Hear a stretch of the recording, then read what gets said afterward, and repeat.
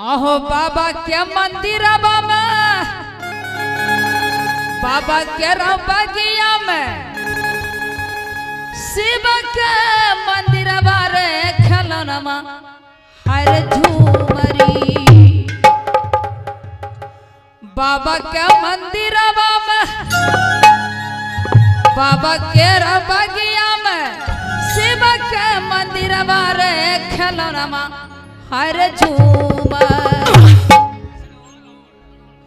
कहियो नाम बताबू ने। है बजरंग डीजे मालिक की तरफ से 50 रुपए की दान है।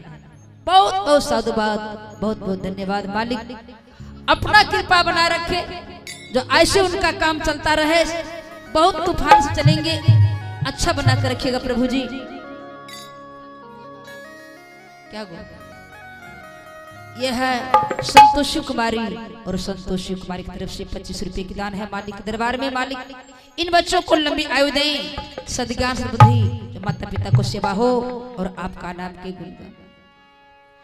बाबा जी के बगिया में, शिव के मंदिर बारे खलनमा हर झूमरी।